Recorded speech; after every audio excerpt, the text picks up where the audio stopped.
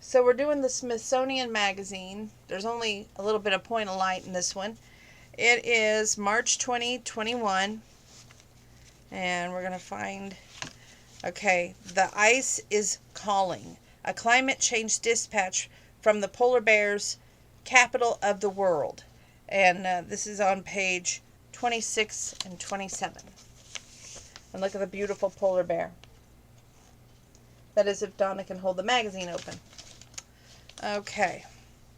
Photographs by Neil Osborne, and we'll start this long-winded story. Okay.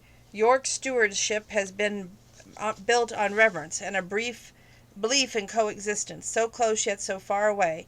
We see G.F. York, who stands on the platform of Buggy 1 near Churchill, Manitoba.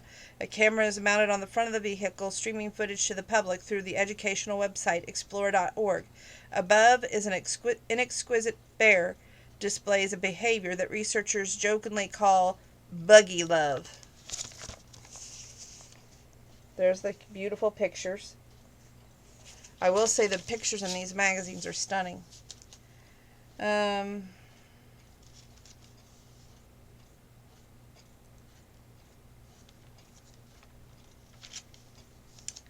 We're going to see some more beautiful pictures. Consensus is that they won't be able to adapt to the new sources of food. Life is a bear. Polar bears are ferocious hunters, but they spend much of their time in the rest and play. They can sleep as long as 8 hours at a time, but unlike humans, they can sleep more during the day than at night. Frequent wrestling matches help them develop hunting skills and fighting skills. Compared with the omnivorous brown bears, which they evolved more than 100,000 years ago, carnivorous polar bears have more jagged teeth and larger, sharper canines. Their front have papillae, which are small bumps that give the traction on ice.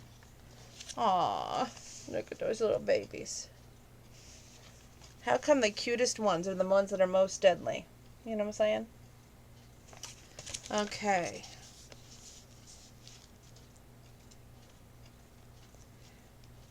Hunting party. A mother and cubs venture onto the Hudson Bay. The seasonal freeze provides access to bears' main prey, seals, which surface through the breathing holes if they haul themselves onto the ice to give birth. I don't want them hurting the seals.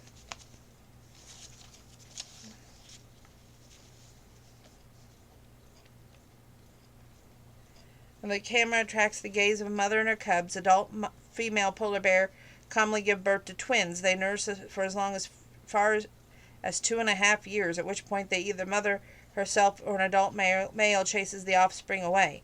A healthy female delivers about 5 litters in her lifetime.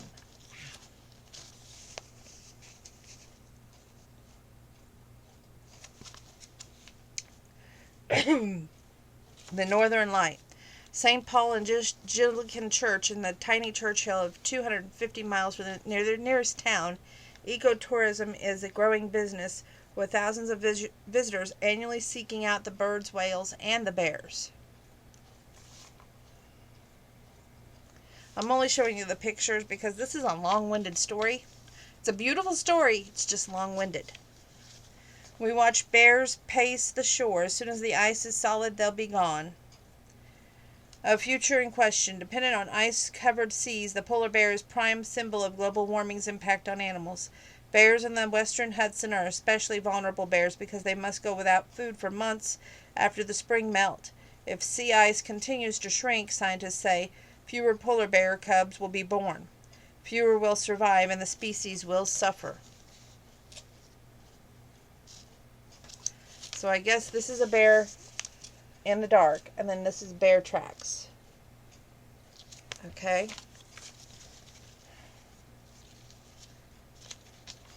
And looks like we got one more bit to share with you.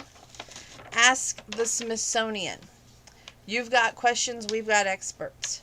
We've successfully sent humans to the moon, and now there's talk of sending people to Mars. How about Venus? Landing on Venus is a challenge enough for a robotic mission, says Bruce Campbell, a senior scientist at the National Air and Space Museum. The temperature at the planet's equator averages 880 degrees Fahrenheit, and atmosphere pressure is 90 times the pressure on Earth. While there is no imminent plans to send people to Venus, scientists are eager to learn more about the Earth's neighbor, says Campbell, who recently led a team of mapping a Venus surface.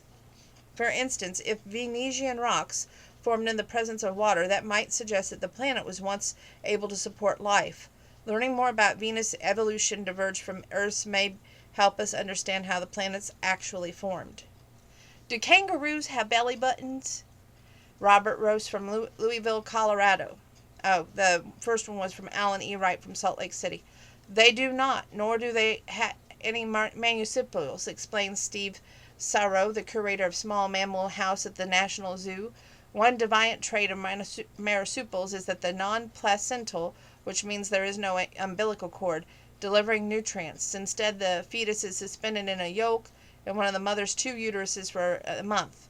Then the joey uses its strong arms to climb from the base of the birth canal into its mother's pouch. This is where it nurses and continues to develop for several more months. During this time, the joey grows hair, opens its eyes, and pokes its head out to see the world for the first time.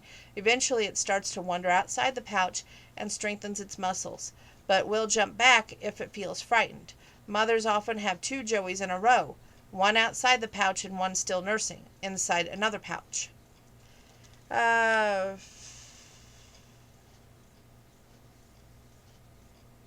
all I'm going to share on this today.